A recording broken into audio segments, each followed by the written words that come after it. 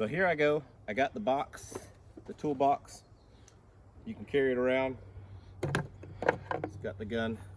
So what we're going to do now is we'll take the gun out, and then these shotgun shell bolts come out like that. This comes out. Got a nice little toolbox that goes there. Then this flips over like so. Now you have a gun holder.